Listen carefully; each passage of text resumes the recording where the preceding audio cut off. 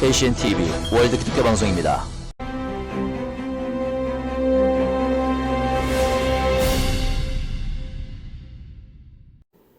제가 왜 이 시체꽃에 대한 이야기를 하냐면요, 엄청나게 큰 꽃임에도 불구하고 이 꽃에는 향기가 없다는 거예요.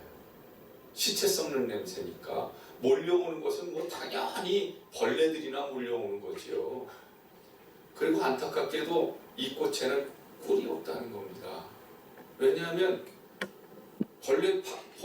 몰려오는 벌레들이 파리밖에 없으니까 거기에 무슨 꿀이 있겠어요.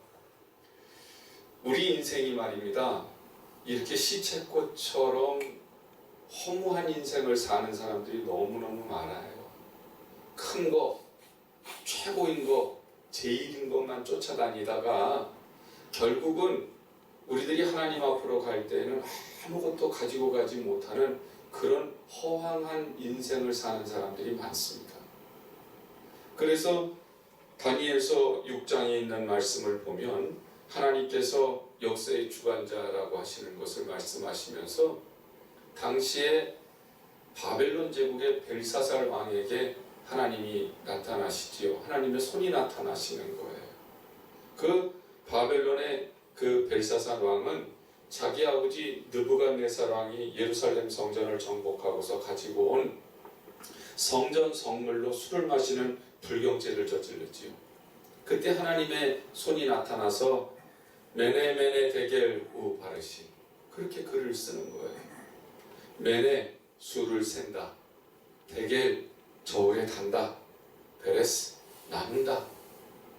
하나님의 저울에 달아봤더니 이 사람이 왕으로서의 차질이 없어.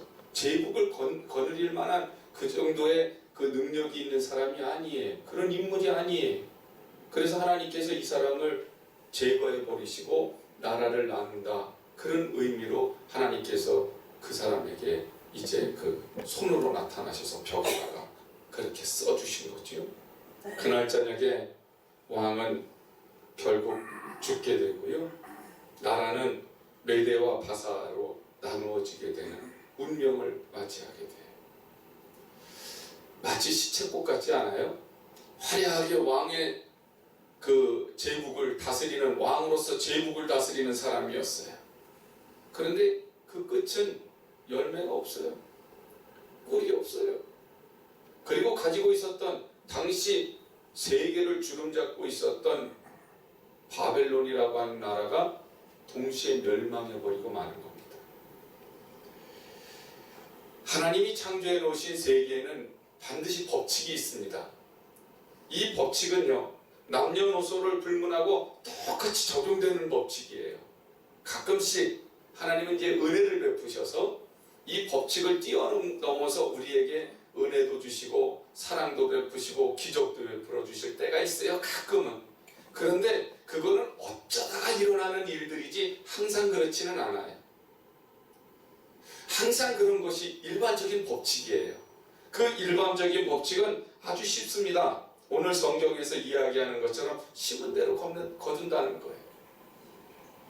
이건 아주 일반적인 법칙이에요. 예수를 믿는 사람이든 믿지 않는 사람이든 어린아이든 노인이든 남자든 여자든 상관없이 똑같이 적용되는 법칙이 있는데 심는 대로 거두는 거예요. 팥 심으면 팥이 나오고 콩 심으면 콩이 나오게 돼 있어요. 그런데 말입니다. 문제는 사람들이 이 법칙을 쉽게 잊어버리고 산다는 거예요. 콩 심어놓고 팥이 나기를 기다려요. 기도하지 않고 응답받기를 기다리는 거예요. 심지도 않고 거두기를 원하는 거예요. 이것은 도무지 안 되는 거지요. 때로는 우리들이 신앙이라고 하는 것으로 포장을 해서 말입니다, 하나님께서 늘 기적을 일으켜 주시기를 원하면서 그것이 마치 은혜를 받고 기적을 일으켜주면 그게 신앙이 좋아서 일어난 일들인 것처럼 착각을 할 때가 있어요. 아니에요. 하나님은요, 우리에게 이제 이렇게 경고하세요. 7절에 있는 말씀을 보면 스스로 속이지 마라. 하나님은 만월이 여김을 받지 아니하시나니 사람이 무엇으로 심든지 그대로 거두리라. 하나님은 만만하게 당하시는 분이 아니에요. 신앙이라고 하는 그 허울 좋은 것에 우리들의 욕심을 담아놓고 그리고는 하나님을 이용해서 무엇인가 이득을 바라면 하나님이 들어주시는 그런 분이 아닙니다. 하나님은요, 누구든지 예외 없이 심은 대로 거두게 하시는 분이세요. 응답받기 원하세요? 기도하셔야지. 기도도 안 하면서 응답받기를 원한다면 말도 안 되는 거잖아요. 심는 대로 거둔다고 하는 하나님의 법칙대로 우리들이 오늘 이 시간에는요, 축복받고 은혜받는 시간이 되기를 원합니다. 그리고 우리의 평생이 정말 하나님의 법칙 안에서 놀라운 축복과 기적을 체험하는 놀라운 하나님의 믿음의 사람들이 되기를 원합니다. 그러려면 제가 정말 좋은 열매, 풍성한 열매를 얻는 방법을 성경에 있는 그대로를 말씀을 한번 드려볼게요. 그건 뭐냐면요, 좋은 씨를 좋은 밭에 심으셔야 돼요. 6절로부터 7절에 있는 말씀을 보시면, 가르침을 받는 자는 말씀을 가르치는 자와 좋은 것을 함께하라. 스스로 속이지 마라. 하나님은 업신여김을 받지 아니하시나니 사람이 무엇으로 심든지 그대로 거두리라. 그래요. 여러분, 가르침을 받는 자는 말씀을 가르치는 자와 모든 좋은 것을 함께하라. 이것을 어떻게 해석하십니까? 목사님들을 대접해야 된다. 목사님들이 말씀을 가르쳤으니까 좋은 것들이 생기면 목사님에게 먼저 대접을 해야 된다. 이렇게 풀면 이 말씀은 오해하는 거예요. 이건 그게 아니에요. 지금 가르침을 받는 자는 뭐 하는 사람들이요? 밭이에요. 밭, 옥토예요. 그러면 가르치는 자는 뭐 하는 거냐면 씨를 뿌리는 자예요. 근데 뭐를 뿌리냐면 말씀을 뿌리는 거예요. 말씀으로 사람들에게 뿌려요. 성도들에게 뿌려요. 그러면 사람들이 그 말씀을 받아들이고 그 말씀대로 순종하고 그 말씀에 하나님의 은혜 가운데서 내가 살아가려고 변화되는 그 모습을 보는 것, 이게 옥토가 되는 거예요. 그러면 말씀을 뿌리는 자의 기쁨은 뭐겠어요? 내가 복음을 증거했을 때 그 사람들이 변화돼서 축복받고 영생하고 하나님의 은혜 가운데서 사람이 예수님의 모습으로 변화되어가는 그 모습, 성장하고 성숙해지는 그 모습을 보면 기쁘지 않아요?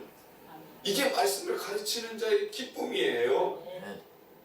막 심었는데도 사람이 변화가 없어. 얼마나 낙심되겠어요.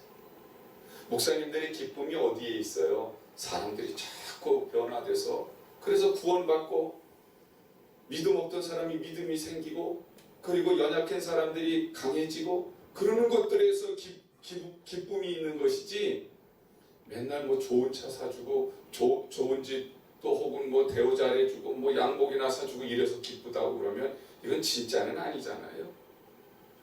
그러니까 성경은 그 얘기를 하시는 거예요. 가르침을 받는 자는 말씀을 받았느냐? 반드시 그럼 열매를 만들어내라는 거예요. 성경은 적어도 30배, 60배, 100배 열매를 만들어내는 사람, 그 사람이 가르침을 받는 자, 옥토라는 뜻입니다. 그러니까 좋은 것을 심어야 되겠죠. 엉터리 말씀이 아닌 정말 하나님의 말씀을 심어야 되겠죠. 좋은 밭에 좋은 씨를 심어야 좋은 열매를 맺게 되는 거예요. 좋은 밭, 좋은 씨의 기준이 뭔가요? 오늘 성경에서 8절에 있는 말씀을 보면, 자기 육체를 위하여 심는 자는 육체로부터 썩어질 것을 거두고 성령을 위하여 심는 자는 성령으로부터 영생을 거두리라. 그래요. 좋은 밭, 좋은 씨의 기준은 누구를 위하여 심느냐는 거죠. 성령을 위하여 심는 사람은 좋은 밭, 좋은 씨예요. 근데 자기를 위하여 심는 사람은 좋은 씨가 아니에요. 좋은 밭이 아닌 거예요. 누구를 위하여 심는가에 따라서 무엇을 심느냐가 결정이 되는 거거든요. 성령을 위하여 심는다. 오늘 성경에 지금 8절에 두 종류의 씨앗이 나오잖아요. 육신을 위해서 심는 씨앗, 하나는 성령을 위하여서 심는 씨앗. 그러면 육신을 위해서 심는 씨는 어떻게 되는 거예요? 썩어질 것이요. 썩어질 것이요. 이 썩어진다고 하는 말은요, 물론 열매가 안 나올 수도 있다는 뜻도 포함이 되지만 이것은 계속되지 못할 것이요, 이런 뜻이지요. 건강이요, 열심히 노력하잖아요. 건강을 얻기 위해서 씨를 뿌려가면서 수고하지요. 그러나 그 건강 오래 못 갑니다. 물질이요, 열심히 돈을 벌기 위해서 애를 써서 얻지요. 그런데 그 물질이 영원히 갑니까? 그 영원히 못 갑니다. 성령을 위해서 심을 때에 비로소 영생을 거둔다. 성경은 그렇게 말씀을 하세요. 여러분, 풍요와 풍성의 차이가 뭔지를 아십니까? 풍요와 풍성. 풍요는요, 차고 넘치도록 가득한 게 풍요예요. 차고 넘치도록 가득 찬 것. 풍성은요, 풍요와 같은 의미가 있어요. 차고 넘치도록 가득 차는 것이 풍성이라고도 말을 해요. 그런데 이 풍성에는요, 느낌이 포함이 되어 있어요. 느낌이. 그러니까 꼭 많은 것을 가져서 차고 넘치도록 가지고 있는 것만을 풍성이라고 말하지 않고 내가 그 정도로 갖고 있는 것처럼 느껴져야 돼요.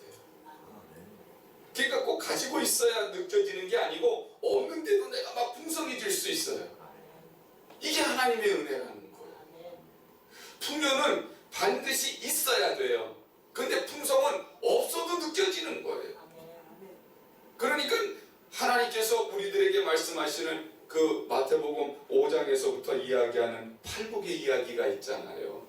거기에 보면 심령이 가난한 자는 복이 있나니 천국이 저희의 것이요, 애통하는 자는 복이 있나니 그들이 위로를 받을 것이요, 온유한 자는 복이 있나니 그들이 땅을 기업으로 받을 것이요, 의에 줄이고 목마른 자는 복이 있나니 그들이 배부를 것이요, 긍휼히 여기는 자는 복이 있나니 그들이 긍휼히 여김을 받을 것이요, 마음이 청결한 자는 복이 있나니 그들이 하나님의 아들이라 일컬음을 받을 것이요, 의를 위하여 핍박을 받는 자는 복이 있나니 천국이 그들의 것이라.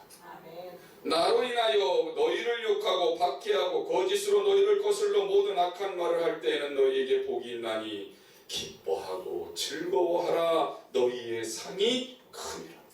너희 전에 있던 선지자들도 이같이 박해하였느니라. 그래. 팔복에서 이야기하고 있는 성령을 위하여 심은 씨는요, 이거는 풍요가 아니라 풍성이에요. 실제로는 가지고 있지 않잖아요. 그런데 이상하게 기뻐요. 이상하게 넘쳐요. 나도 없으면서 자꾸 베풀어주고 싶어요. 가져야만 베풀 수 있다고 하는 것은 풍요예요. 그러나 없어도 베푸는 건 풍성이에요. 사랑하는 여러분, 오늘 우리들이 좋은 씨를 좋은 밭에 뿌려야 된다고 하는 말은 풍성함을 의미하는 거예요. 성령을 위하여 심는다? 하나님의 영광을 위하여 심는다는 뜻이죠. 하나님의 영광을 위하여 사용한다는 뜻이지요. 여러분, 물질의 축복을 받게 되시기를 주님의 이름으로 축원합니다. 물질 얘기하면 우리는 너무나도 은혜 받잖아요. 다른 얘기하면 은혜 못 받아도 물질 얘기만 하면 다 은혜 받아요. 그런데 말입니다, 성령을 위하여 씨를 뿌린다고 하는 말은요, 그 물질을 어디에다 쓰느냐, 무엇 때문에 내가 그 물질이 있어야 하느냐가 목적이 달라져야 되는 거죠. 하나님을 위해서, 하나님 나라를 위해서, 그것을 사용하기 위해서 우리들이 그 물질을 필요로 하고 그 물질을 번다고 하면 그것은 성령을 위한 것이기 때문에 하늘의 상급이 쌓여지는 축복이 되는 줄로 믿습니다. 그러니까 우리가 목적을 분명하게 해야 좋은 밭에 좋은 씨를 심는 거예요. 그래서 우리들이 이제 많이 거두려면 많이 심는 법칙이 또 적용될 수가 있죠. 물질이 많이 필요하시지요? 있으셔야 되지요? 아멘. 물질 많이 있어야 돼요. 예수 믿는 사람들 가난하면 안 되지요. 그래야 하나님이 하니까요. 그러면 물질 많이 거두시려면 많이 심으셔야 돼요. 아멘. 고린도후서 9장 6절로부터 7절의 말씀을 보면 이것이 곧 적게 심는 자는 적게 거두고 많이 심는 자는 많이 거둔다 하는 말이로다. 각각 그 마음에 정한 대로 할 것이요 인색함으로 억지로 하지 말지니 하나님은 즐겨내는 자를 사랑하시느니라. 아멘. 할렐루야. 바울은 헌금을요 씨앗을 뿌리는 것에서 이렇게 비유를 해서 얘기를 해요. 그리고 그 결실을 거두는 것들과 비교해서 오늘 고린도후서 9장에서 말씀을 해요. 헌금을 바치는 그 자세에 대해서 금액이 많고 적음보다는요 지금 뭐라고 얘기를 하냐면 하나님은 즐겨내는 자를 사랑하시느니라. 그래요. 한번 생각해 보세요. 억지로 무엇인가 드린다고 그러면 하나님이 받으시면서도 참 부담스러우실 겁니다. 사람이 무엇을 이렇게 우리 베풀 때 그 속에 마음이 들어있거든요. 그거 받는 사람이요 느껴져요. 제가 이발소에를 어제 갔었거든요.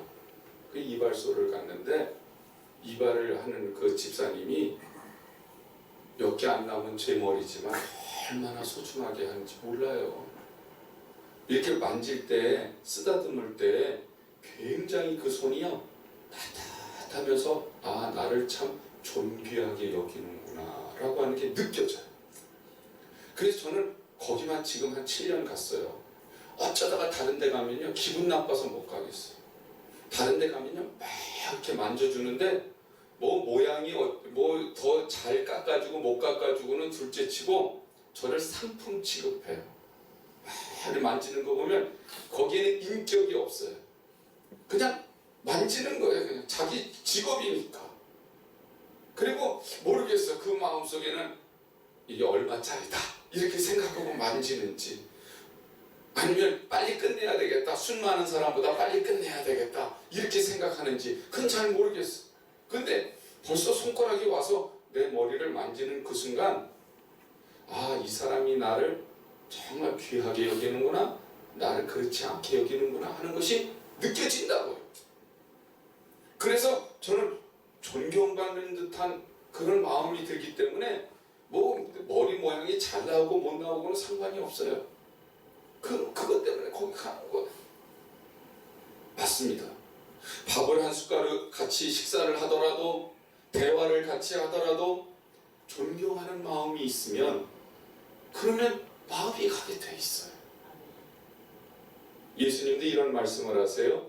누가복음 12장 44절로부터 47절에 있는 말씀을 보면 예수님이 바리새인의 집에 들어가셨을 때 한 여인이 와서 옥합을 깨뜨리죠. 그리고 예수님의 발에 부었어요. 근데 바리새인이 이 여자가 죄인인 것을 알면 예수님이 저렇게 그냥 내버려 두시지 않을 텐데 그러면서 저 여인이 죄인인 걸 예수님이 모르나? 이러면서 속으로 이제 그렇게 생각하고 있을 때였어요. 그때 예수님이 그 여자를 돌아보시면서 바리새인에게 얘기를 하세요. 시몬아, 네가 이 여자를 보느냐? 내가 네 집에 들어왔을 때 너는 나에게 발 씻을 물도 주지 않았다. 그런데 이 여자는 들어오면서부터 눈물로 내 발을 씻었어. 머리털로 닦았어. 너는 내게 입 맞추지도 않았어. 그런데 이 여자는 내가 들어올 때부터 내 발에 입 맞추는 것을 그치지 않았다. 그리고는 너는 내 머리에 감람류도 붙지 않았는데 이 여자는 향유를 내 발에 부었어. 그러면서 아주 결정적인 말씀을 하세요. 내가 네게 말하노니 그의 많은 죄가 사하여졌느니라. 왜요? 뭐 예수님이 비싼 향유를 발에다 부어줬다고 그 여자를 용서해 주셨겠어요? 그게 아니에요. 예수님이 뭐라고 말씀하시냐면 이는 그의 사랑함이 많으니라. 그가 예수님을 사랑하는 사랑이 엄청 크다는 거예요. 그러니까 그게 죄가 많이 용서를 받는다는 거예요. 사함을 받은 일이 적은 자는 적게 사랑합니다. 여러분, 우리들이 하나님을 사랑하는 그 깊이가, 하나님을 사랑하는 농도가 짙을 수 있는 것은 왜 그러냐면 내가 하나님으로부터 죄 용서함을 많이 받았기 때문에 그래요. 은혜를 많이 받았기 때문에 예수님을 사랑할 수 있는 거예요. 그런데 어쩌다 보니 예수 믿는 사람은 그렇게 깊이 사랑을 못하지요. 마태복음 6장 19절의 말씀을 보면 너희를 위하여 보물을 땅에 쌓아두지 말라. 거기는 좀과 동록이 해하며 도적이 구멍을 뚫고 도적질하느니라. 오직 너희를 위하여 보물을 하늘에 쌓아두라. 거기는 좀이나 동록이 해하지 못하며 도적이 구멍을 뚫지도 못하고 도적질도 못하느니라. 내 보물이 있는 그곳에는 내 마음도 있느니라. 그래요. 우리는 보통 이 말씀을 그냥 헌금에만 갖다가 이렇게 적용을 해가지고 헌금을 많이 하면 하나님의 나라에 쌓여진다 이렇게 이해할 때가 참 많아요. 그런데 이것은 그 얘기가 아니에요. 물론 그것까지도 포함할 수 있겠지요. 가난한 사람들에게 베풀어 주는 거, 하나님의 영광을 위해서 사용하는 거, 이게 다 하늘에 쌓아두는 거라는 거예요. 성령을 위해서 심는 거, 그게 다 하늘에 쌓아두는 거라는 거예요. 그런데 성령을 위해서 하늘에 쌓아두었더니 곧 그게 누구를 위한 일이냐면 너희를 위한 거다. 바로 너 자신을 위한 거다. 오늘 우리들이 믿음의 백만장자, 사랑의 백만장자, 말씀의 백만장자, 물질의 백만장자, 건강의 백만장자들이 되려면 말입니다. 하나님을 향해서 심으십시오. 심으십시오. 그래야 열매를 거둘 수 있어요. 우리 한번 따라서 해보시죠. 최고의 열매를 맺는 씨앗은 최고의 품질이 좋은 씨앗이어야 한다. 할렐루야. 다 뭔가 하나씩 심어보시고 농사 또 지어보시고 그러시잖아요. 농사 아니더라도 뭐 집에서 하나씩 뭔가 해보시잖아요. 나쁜 씨를 심으면 거기서 좋은 열매가 나올 수 있을까요? 못 나오지요. 그렇지 않아요? 저도 시골에서 콩을 한번 심어봤어요. 교회 마당이 넓어서 콩을 심겠다고 그랬더니 우리 권사님이 콩을 갖다 주셨어요. 콩을 갖고 오셨는데 제가 그걸 무조건 심으면 되는 줄 알았어요. 그랬더니 우리 권사님 뭐라고 말씀하시냐면, 목사님 그 중에서 좋은 거 골라서 심으시고 나머지는 그냥 목사님 잡수세요 그러더라고요. 아니 왜 좋은 걸 심어요? 그냥 어차피 땅에 떨어지면 썩을 건데. 그래서 왜요? 그랬더니 좋은 거를 심어야 좋은 게 나오지요. 그렇게 이야기를 하시더라고요. 맞아요. 썩은 걸 심으면 땅에 떨어지면 썩어서 싹이 나질 않아요. 보니까 종자는 제일 좋은 것을 가려서 제일 좋은 것을 심더라고요. 오늘 성경의 9절에 있는 말씀을 보면 우리가 선을 행하되 낙심하지 말지니 그래. 성령을 위해서 씨를 뿌리는데 가장 좋은 씨가 뭐냐면 선을 행하는 거예요. 이게 씨를 뿌리는 거예요. 마태복음 7장 17절의 말씀을 보면 좋은 나무마다 아름다운 열매를 맺고 못된 나무가 나쁜 열매를 맺는다 그러거든요. 디도서에서는 이 말씀을 이렇게 풀어줘요. 또 우리 사람들도 열매 없는 자가 되지 않게 하기 위하여 필요한 것을 준비하는 좋은 일에 힘쓰기를 배우게 하라. 그래요. 사랑하는 여러분, 내가 열매를 맺으려면 뭐 하는 것을 배워야 돼요? 좋은 일을 하는 것을 배워야 돼요. 좋은 일을 한다고 하는 것은요, 인간의 언행 심사가 다 종자 같다는 거예요. 제가 늘 이렇게 많은 교회를 다니면서 보는 게 있습니다. 찬양하는 모습과 기도하는 모습을 봐요. 근데 참 이상해요. 사람들끼리 이렇게 얘기할 때는 막 웃으면서 얘기를 하거든요. 근데 왜 찬양할 때만 되면 얼굴을 찌푸리려고 하는지 이해가 안 되겠어요. 이상하더라고요. 100이면 거의 90은 그래요. 다 얼굴을 찌푸리고 그게 거룩한 것 같고 진실된 것 같고 아주 뭐라 그럴까요? 아주 중심을 다하는 것 같은데 뭔가 기분이 나빠. 왜냐면 하나님께 예배를 드리는데 왜 얼굴을 찌푸려야 되는지 제가 그게 의문점이 던져지더라고요. 기도할 때도 보니까 기도하는데도 그래요. 사람들끼리 얘기할 때는 얼굴을 피고 웃으면서 얘기하는데 기도할 때는 그러면서 기도를 하더라고요. 그래야 온 마음이 다해지는 건지는 잘 모르겠어요. 우리 손자가 돌입니다. 근데 이 녀석이 말을 못해요. 저를 얼마나 좋아하는지 몰라요. 한 이틀을 못 봤습니다. 이틀 뒤에 지 엄마가 어디 간다고 잠깐 좀 봐달라고 그러면서 데리고 왔어요. 그래서 제가 데리러 나갔더니 저를 보더니 구리구리를 하는 거예요. 구리를 하는데 얼마나 빠르게 구리구리를 하는지 몰라요. 그래서 제가 아기를 받기 전에 동영상으로 이렇게 스마트폰으로 빨리 찍었어요. 찍어가지고 스마트폰으로 아이들한테 이렇게 보냈어. 지 엄마가 뭐라고 그랬냐면 얘가 태어나서 생전 구리구리를 이렇게 빨리 하는 걸 못 봤대. 구리구리를 하는데 그냥 평범하게 했는데 할아버지를 보니까 너무 반가워가지고 이 구리구리가 마치 팔기통짜리 엔진을 달아놓은 것처럼 돌아가는데 얼마나 빠르게 막 웃으면서 구리구리를 하는데 그렇게 생전처럼 빨리빨리 구리구리 하는 걸 못 봤다는 거예요. 그때 제 마음에 탁 닿은 게 있어요. 나는 하나님을 보고 저렇게 빠르게 기쁘게 반갑게 구리구리를 해본 적이 있다.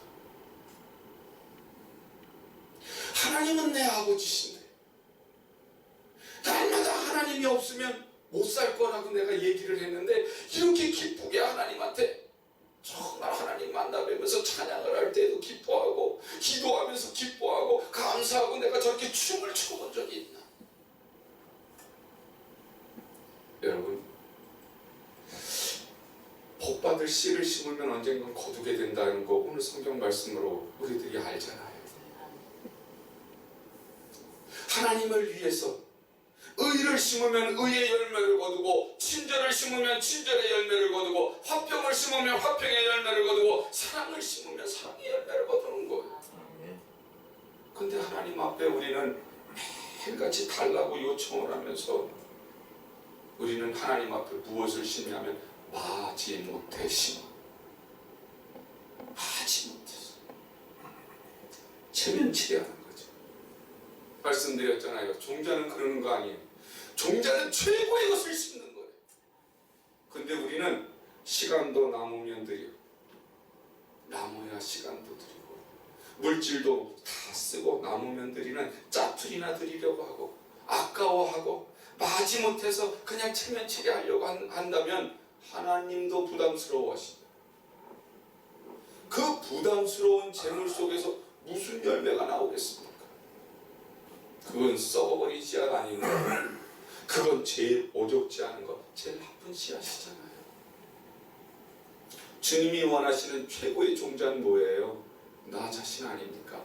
내가 하나님 앞에 기뻐 뛰면서 주를 찬송하는 것. 그래서 요한복음 4장에서 예수님이 사마리아 여인에게 그렇게 가르쳐 주세요. 하나님은 영이시니 신령과 진정으로 예배할지니라. 하나님은 신령과 진정으로 예배하는 자들을 찾으시느니라. 아니 예배하는 사람들이 그렇게 많은데 또 누구를 찾으셔? 진짜 인격을 다하고 목숨을 다하고 뜻을 다하고 성품을 다해서 하나님을 사랑하는 사람, 정말 하나님이 당연히 받으셔야 할 예배를 정말 당연하게 받으실 수 있는 사람, 그 사람을 찾으시는 거예요. 사랑하는 여러분, 세상 줄을 끊어버리고 내가 하나님만 바라보고 살겠다고 하는 마음, 하나님의 것이니까 하나님께 당연히 드리겠다고 하는 마음, 하나님의 말씀이니까 내가 당연히 순종하면서 살겠다고 하는 마음, 그게 진짜 하나님께 드리는 최고의 씨앗입니다.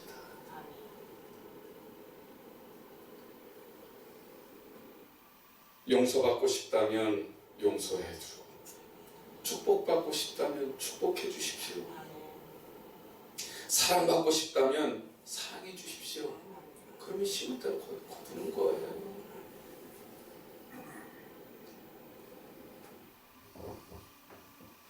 오늘 성경에서 마지막으로 이야기하는 이야기가 뭐냐면 낙심하지 말고 포기하지 말고 심어라. 그래. 9절의 말씀에 보면 그러죠. 우리가 선을 행하되 낙심하지 말지니 포기하지 아니하면 때가 이름에 거두리라. 사랑하는 여러분, 어떤 종자는 그 해에 거두는 것도 있어요. 그런데 어떤 종자는 몇 해를 지나가야 거두는 게 있어요. 그러면 우리가 선을 심고 기도를 심고 전도를 심고 하나님께 영광을 심고 찬송을 심었어요. 다른 사람은 금방금방 나올 수도 있는 그런 것들도 있겠지만 나에게는 천천히 나올 수도 있죠. 그렇다고 해서 그 씨가 죽었다고 생각하지 마십시오. 때가 되면 나오는 거예요. 시편 126편 5절로부터 6절에 있는 말씀을 보면요. 눈물을 흘리며 씨를 뿌리는 자는 기쁨으로 거두리로다. 울며 씨를 뿌리러 나가는 자는 정녕 기쁨으로 그 단을 가지고 돌아오리로다. 추수의 법칙은요, 심을 때가 있으면 반드시 거둘 때가 있다는 거지. 그런데 이 심음과 거둠 사이에 반드시 있어야 되는 게 뭐냐면 견딤이에요. 견딤, 인내. 심자마자 거두려고 하면 안 되죠. 하다못해 낚시도 던져놓고 물 때까지 기다리는 건데, 낙심하지 않는 시간을 견디는 인내가 우리에게 필요해요. 우리들이 보통 이제 아까도 서로들 이야기를 나눴습니다마는 가정생활 또 부부생활 이야기들을 가끔 웃으면서 하잖아요. 그러면서 서로가 변했다고 그래.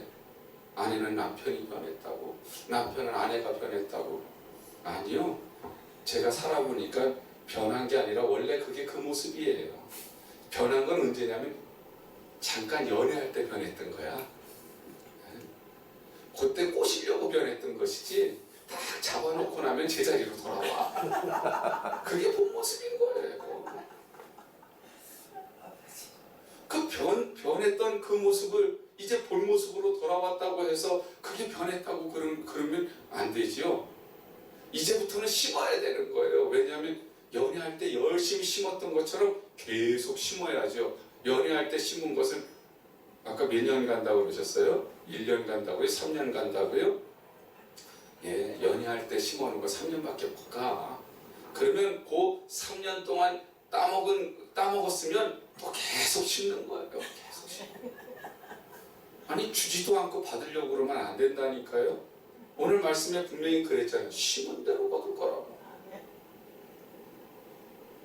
남편이 아내의 상냥함을 원한다 그러면 남편이 상냥함을 심어야 된다니까요. 아멘. 제가 그거 배워서 그런 체험해서 하는 거예요. 제가 먼저 상냥했더니 상냥해지더라고요. 제가 먼저 사랑을 베풀었더니 사랑이 오더라고요. 그래서 예수님의 말씀은 참 기가 막힌 진리예요. 진리. 세상이 변해도 변하지 않는 진리의 말씀이에요. 뭐라고 누가복음 6장 38절에서 얘기하냐면 주라 그러면 너희에게 줄 것이니 곧 후이 되어 누르고 흔들어 넘치도록 하여 너희에게 어떻게 한다? 안겨주리라. 너희는 너희의 헤아리는 그 헤아림으로 너희도 헤아림을 도로 받을 것이니라. 가정생활에서도요, 아낌없이 줘야 아낌없이 돌아와요. 헤아리면 같이 헤아린다고요. 그렇지 않아요? 교회 안에서도 마찬가지지요. 그런데 안타깝게도요, 하나님 앞에도 마찬가지예요.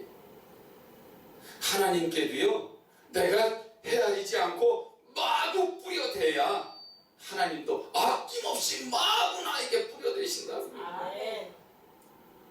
정말입니다. 아멘. 제가 무안에 있을 때 거기는 전도할 수도 없어요. 할 데도 없고 마을이 한 50가구 정도 되는데 다 알아요. 그분들이 다 뭐라고 그러냐면 우리 목사님이라고 그랬어요. 그러면 우리 교회 나오시냐? 안 나오세요. 근데 다 우리 목사님이래. 그래가지고 장에 가실 때는 교회 차를 다 모아서 장에 모셔다 드려요. 그리고서는 장 다 보실 때까지 제가 한켠에서 기다리고 있다가 장 다 보시면 보따리 또 다 받아가지고 차에다 실어서 그래서 돌아와요. 그럼 이제 그 장 보러 가셨을 때 다른 동네 분들 만나실 거 아니에요. 그래서 다른 분들이 다 만나셔가지고 이제 인사들 하시고 그러면서 막 차에다가 자기가 장 본 걸 이렇게 실으시면 그분들이 물어봐요. 누구셔? 그러면 우리 목사님이요. 그럼 그분들이 물어봐요. 언제부터 교회 다녔어? 아니 나 교회 안 가. 근데 왜 우리 목사님이요? 우리 동네에 있는 교회니까 우리 목사님이요. 그러니 전도할 것도 없고 전도할 필요도 없지만 그냥 우리 목사님이에요. 그리고 내릴 때만 되면 그래도 어디서 석화 이렇게 좀 쌓아놓으셨던 거 한 봉지 주시고서 내릴 때도 있고요. 멸치 같은 거, 고구마 같은 거, 감 같은 거 이런 거 이렇게 한 주먹씩 이렇게 따로 봉투에다 넣어서 차에다가 놓고 내리실 때가 있어요. 그런데 제가 그때 무슨 생각을 했냐면 하나님, 저 여기서 아직 시골에서 썩기가 아깝지 않으세요? 제가 왜냐하면 그때 40대 초반이었었는데 그러면서 이제 나도 저 위로 올라가 보고 싶다. 서울 쪽으로 올라가 보고 싶다. 무안으로 내려갈 때 자원에서 내려갔거든요. 그런데 시간이 지나면서 그런 생각을 하고 있었을 때였어요. 어떤 한 분이 교회에 오셨어요. 수요일 날인데 오셨는데요. 기도를 하는 폼새가 달라.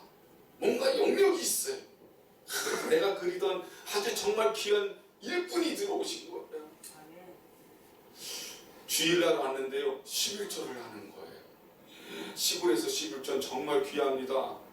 보기가 어려운 씨앗이에요. 근데 11조를 하셨어요. 어쩌다 다니러 오셨나 보다. 근데 그 수요일날인데 또 오셨어요. 너무 반갑잖아요. 그래서 제가 사택으로 모시고 들어가면서 우리 교회 등록하시겠습니까? 그랬죠. 그러시겠다는 거예요. 그래서 할렐루야 너무 감사합니다. 그랬는데 이분이 뭐라 그러냐면 제가 지금 이곳으로 이사 올 예정인데 아직 집을 구하지 못했습니다. 교회 빈 방이 있으면 잠깐 좀 머무르면 어떻겠습니까? 너무 고맙죠. 도망가지 못하게 딱 잡아둘 수 있으니까 그러시라고. 그래서 교회에 깔려있는 방 하나를 딱 드렸어요. 새벽 기도 나오시고요. 기도하는데 저보다 더 오래 기도하시고요. 더 뜨겁게 기도하시는 거예요.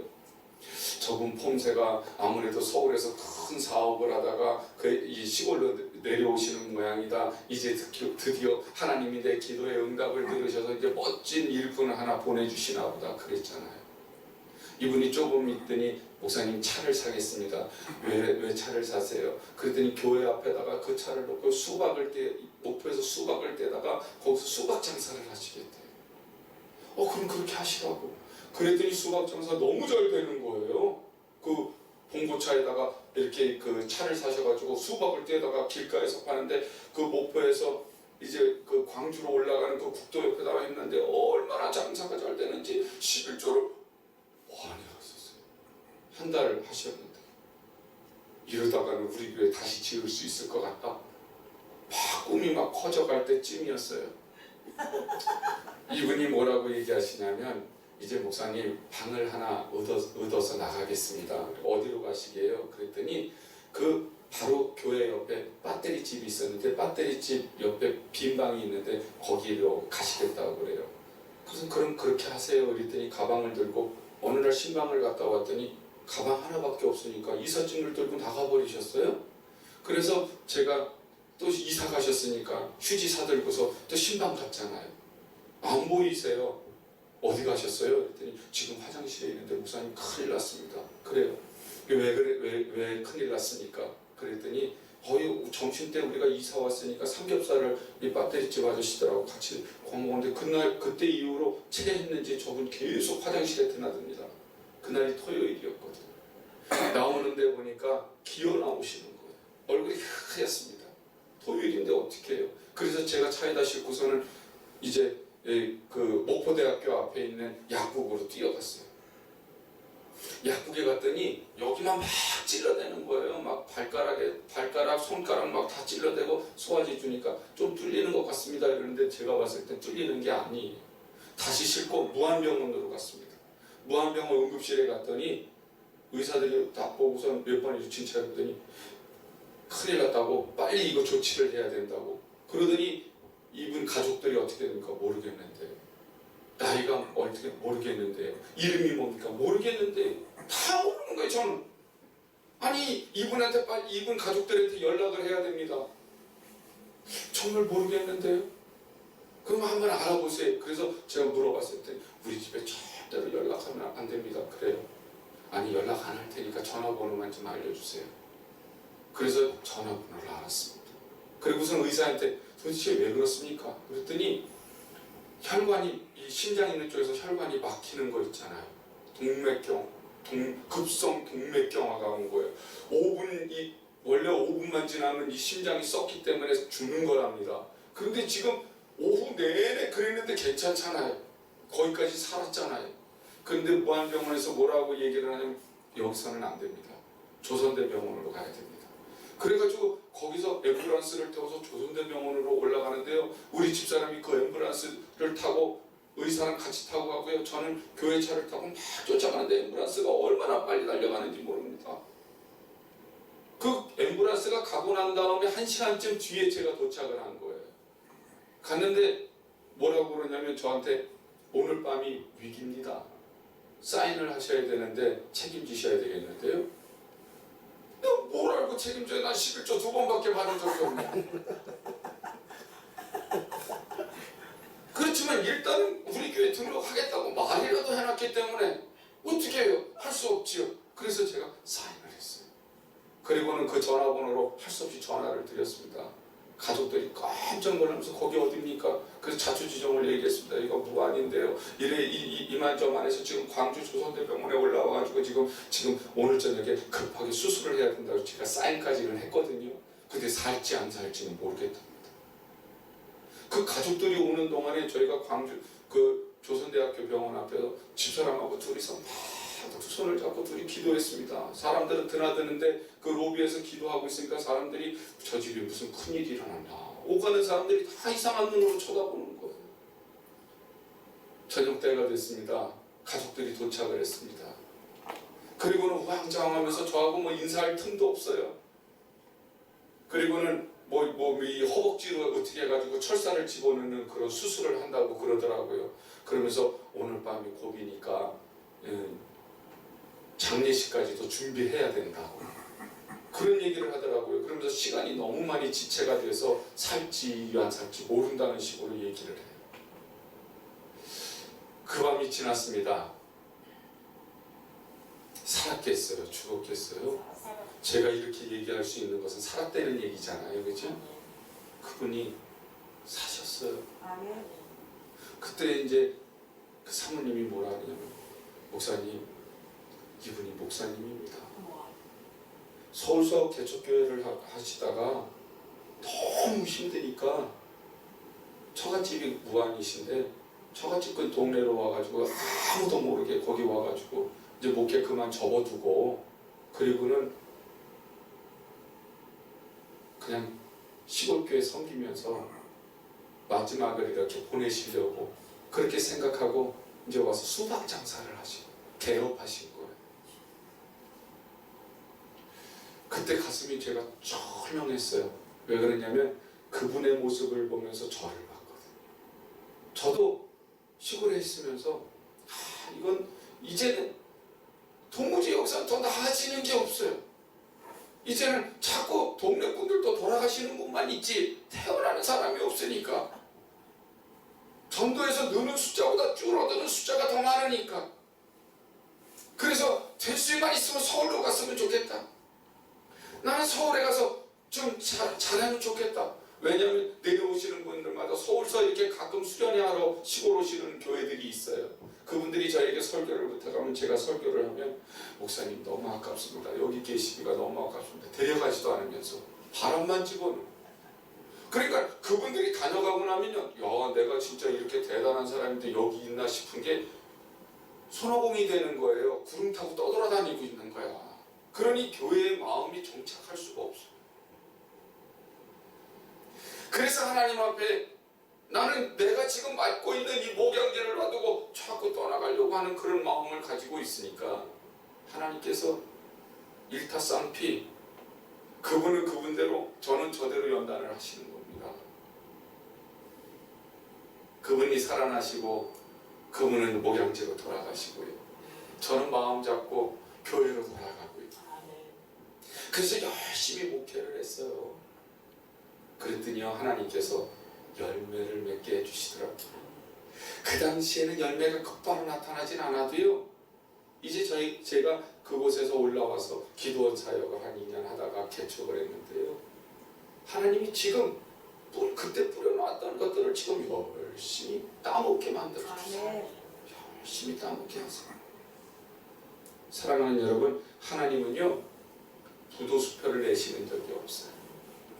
살아계신 하나님은 우리가 심은 대로 거두게 하시는 하나님이신 줄로 믿습니다. 그 하나님을 믿으신다면 좋은 씨를 좋은 밭에 뿌리십시오. 그리고 인내하면서 이제 뿌리셨으면 거둘 때를 기다리십시오. 그러면 하나님은 반드시 우리 위에 축복하시고 역사해 주실 줄로 믿습니다.